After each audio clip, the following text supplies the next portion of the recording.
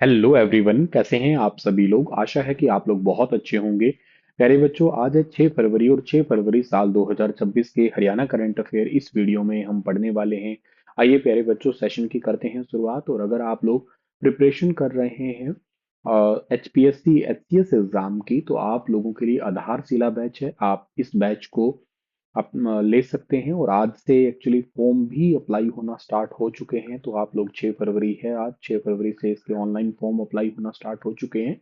अगर आप एलिजिबल हैं, ग्रेजुएट हैं, तो आप लोग इसके फॉर्म अप्लाई कर सकते हैं और अच्छे से प्रिपरेशन भी कर सकते हैं। अगर आप सीईटी मेंस की तैयारी कर रहे हैं तो द्रोणाचार्य बैच ले सकते हैं। स्टार IQ एप्लीकेशन पे आपको द्रोणाचार्य बैच मिल जाएगा। प्रदेश सरकार ने पहली बार मधुमक्खी पालन को बढ़ावा देने के लिए शहद को किस योजना में शामिल किया।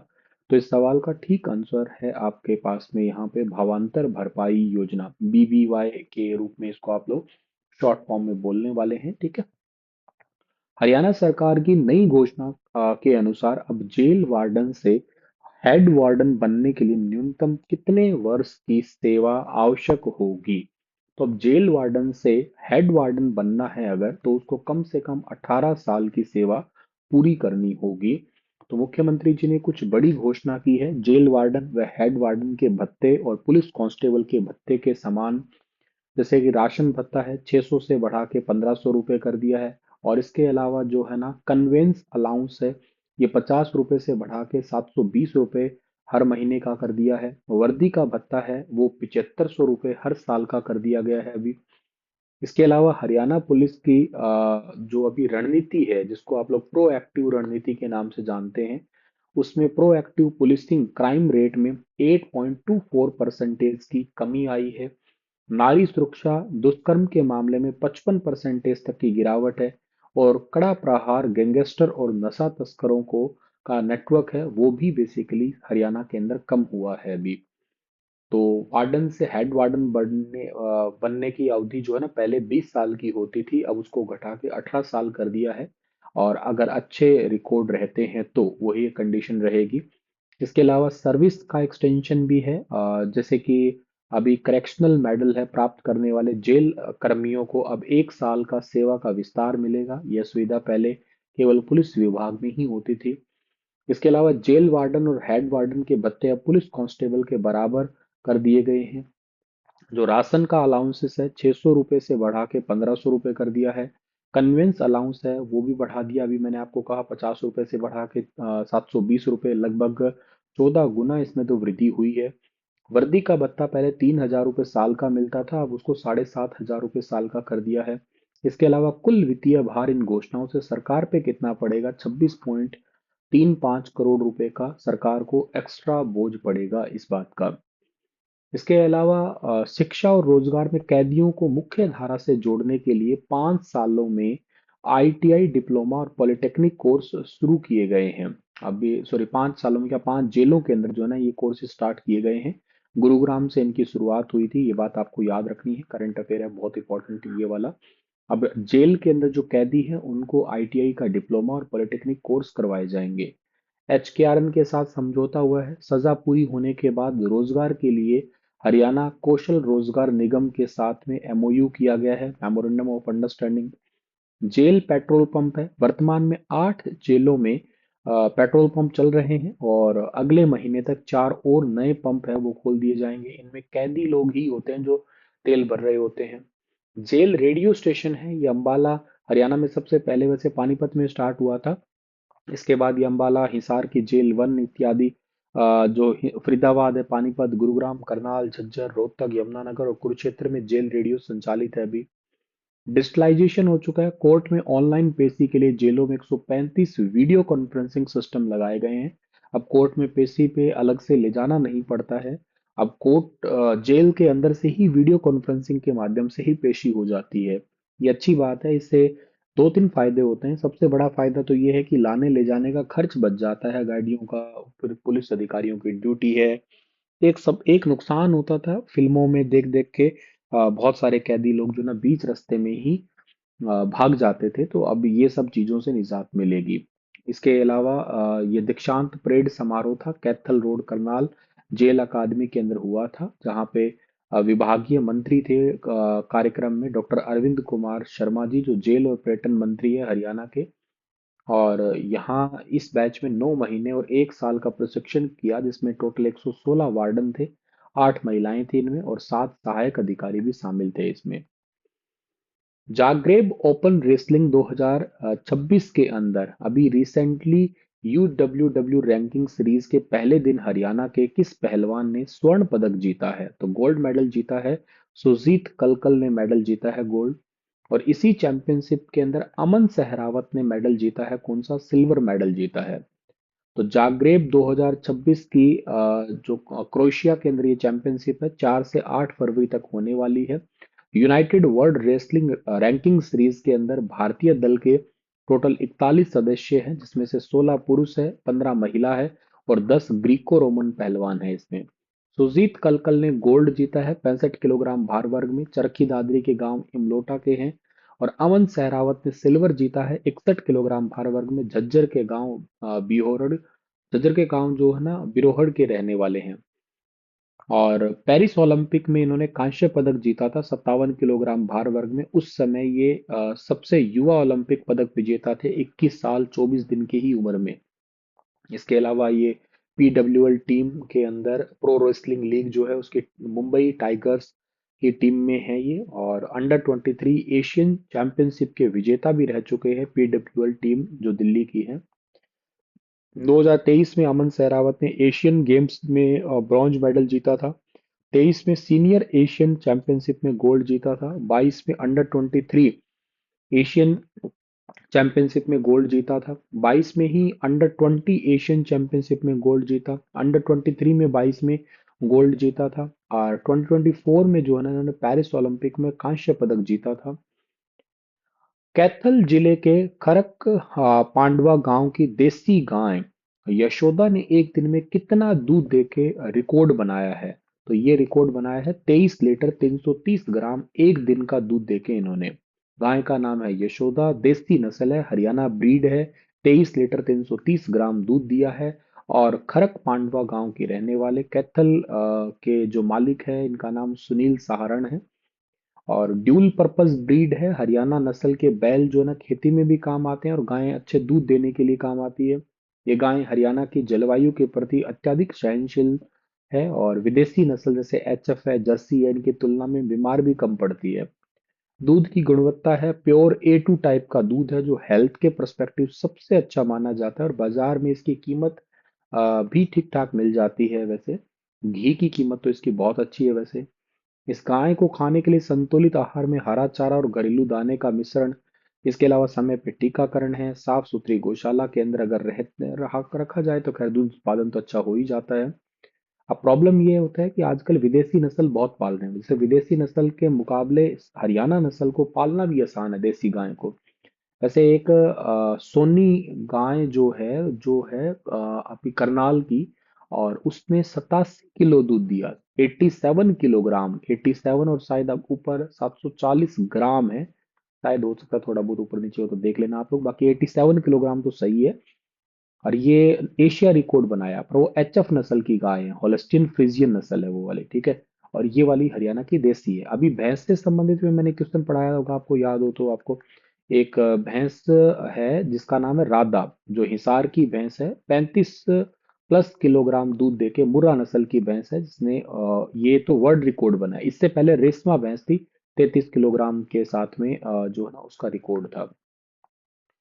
हरियाणा सरकार ने अपने विमानों और हेलीकॉप्टरों के संचालन व सुरक्षा मैनुअल को किस संस्थाओं के नवीनतम मानकों के अनुसार अपडेट करने का निर्णय लिया है? तो इसका ठीक आंसर रहेगा DGCA और BCAS के मानकों के अनुसार। तो अब आपको ये याद रखना है, थोड़े दिन पहले आप लोगों ने खैर सुना ही था, एक घटना हुई थी महाराष्ट्र के अंदर, घटना हुई थी। और महाराष्ट्र के जो डेप्यूटी CM थे अजीत पवार जी, उनकी उनका देहांत हो गया था एक हेलीकॉप्टर क्रैश के अंदर। तो इसी के लिए अब हरियाणा के अंदर जो है ना ये थोड़े थोड़े बदलाव हुए हैं, और इसी के लिए ये वाला अभी DGC और BCAS है, इनके मानकों के अनुसार ना कुछ अपडेट करने का हरियाणा के अंदर निर्णय लिया गया है।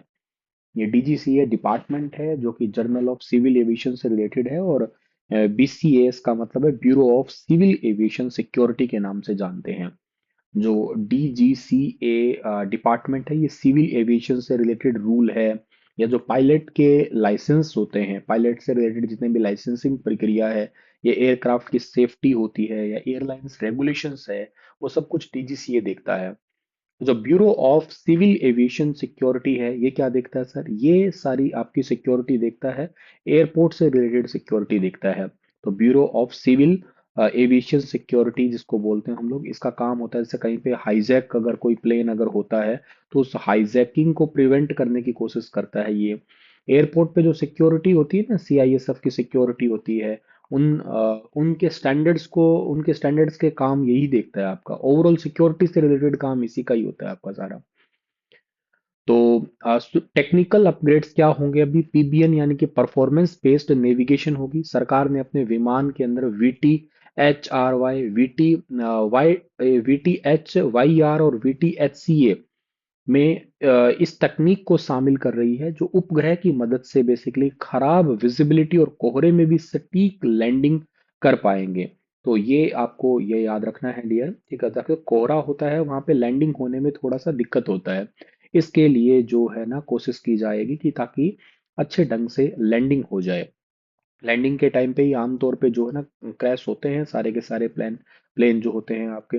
तो उसके लिए है आपका ये तो परफॉर्मेंस बेस्ड नेविगेशन, सरकार अपने विमानों के अंदर जो है ना VTHRY, VTHYR और VTHCA में जो है ना टेक्निक लेके आएगी। जो VT होता है व्हीकल, व्हीकल ट्रांसपोर्ट बोलते हैं इसको हम लोग, और ये जैसे कमर्शियल व्हीकल्स के लिए भी यूज कर सकते हैं।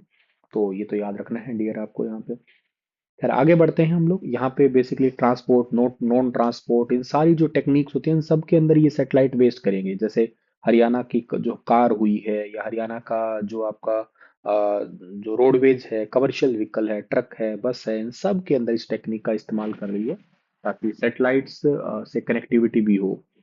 SMS बोलते हैं सेफ्टी मैनेजमेंट सिस्टम। ये एक बेसिकली प्रोडक्टिव टूल्स होता है, जो विमान के पुर्जों में आने वाली संभावित खराबी को पहले से ही अनुमान लगा सकता है डियर, ठीक है ना? तो ये पॉइंट भी आप लोगों को यहाँ से याद कर लेना है डियर, ठीक है ना? और इससे आप लोगों को और क्या याद रखना है सर? और आपको ये याद रखना है कि एयरक्राफ्ट सर्च प्रोसीजर चेकलिस्ट है। आपातकालीन स्थिति या विमान लापता होने पर भी जल्दी कार्रवाई हो सकेगी, और विमान की अलग चेकलिस्ट जो है ना वो तैयार की जाएगी, ठीक है? नेक्स्ट क्या करते हैं हम लोग यहाँ पे, ये दो पॉइंट तो आप, ये पॉइंट सबसे जरूरी है ज्यादा आपके लिए यहाँ पे, ठीक है ना? एयरक्राफ्ट के जो कोड्स हैं आपके पास में उनके लिए, और SMS वाला पॉइंट हो गया। इसके अलावा रेगुलेटरी बॉडी आपको मैंने बता ही दी है दोनों, तो इसके बारे में 3 लेयर की सिक्योरिटी पे काम किया जाएगा। और इसके अलावा आपको मैं थोड़ा यहाँ पे बताता हूँ, इससे पहले भी हरियाणा का पिछला एक बड़ा हादसा था। 31 मार्च 2005 को OP जिंदल और सुरेंद्र सिंह का निधन हुआ था। सहारनपुर के पास हेलीकॉप्टर क्रैश हो गया था। अभी रिसेंटली महाराष्ट्र में ताजा हादसा हुआ ही है अभी ये। हरियाणा की सरकार के पास में मौजूदा विमान हेलीकॉप्टर है कौन से? जैसे एक तो है EC-145C2, VTHRY टाइप का ये कोड है इसका। तो राज्य का पुराना रोटरी विंग हेलीकॉप्टर है ये, ठीक है ना? हरियाणा राज्य का सबसे पुराना रोटरी विंग हेलीकॉप्टर के नाम से जो है ना इसको हम लोग जाना करते हैं। और ये 2008 के अंदर सरकार का जो है ना वो खरीदा गया था। इसके अलावा हरियाणा बीच एयरक्राफ्ट किंग जो एयर 250 है, ये इसको इसका नाम है VTHCA। ये बेसिकली 10 सीटों वाला फिक्स्ड विंग विमान है, 2018 में खरीदा गया था। VIP यात्राओं के लिए इसी का ही आमतौर पे यूज किया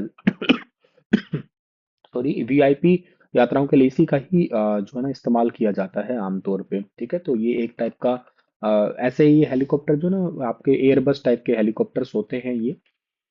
एक है आपका VTHYR, जिसका पूरा नाम है H145D3 VTHYR, जर्मनी निर्मित अत्याधुनिक हेलीकॉप्टर है ये वाला, और नवंबर 2024 में खरीदा गया था। तकरीबन इस पे 80 करोड़ रुपए से इसको खरीदा था।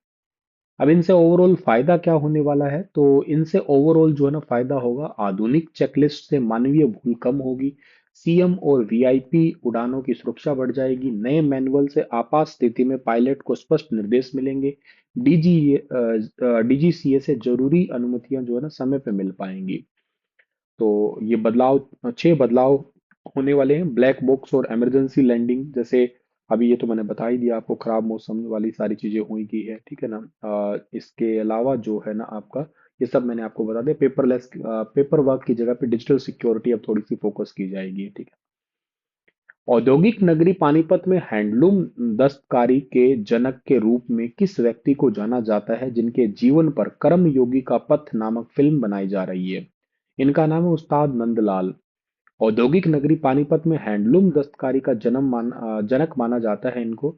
और ये मूल रूप से मियांवाली बक्सर पाकिस्तान के रहने वाले थे, और विभाजन के बाद में अपनी हैदराबादी बिरादरी के साथ में रोहतक के लाहली गांव आए, और जहां इनकी मुलाकात महात्मा गांधी से हुई थी, और इसके बाद ये पानीपत में बस गए थे। इन्होंने पानीपत में पहली बार जो खड्डी, जिसको हैंडलूम लगाकर इस उद्योग की नींव रखी थी। और इसके बाद में इनके ही जीवन के ऊपर कर्मयोगी का पथ, उस्ताद नंदलाल जी के संघर्ष और मियांवाली से पानीपत तक का जो सफर है उस पर आधारित है। ये विकास शर्मा इसका निर्देशन कर रहे हैं।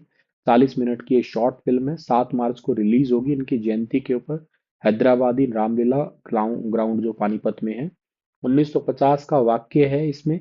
और इसमें बेसिकली उस्ताद नंदलाल और मेघराज वधवा ने एक चादर पर तत्कालीन प्रधानमंत्री जवाहरलाल नेहरू की तस्वीर बनाई थी।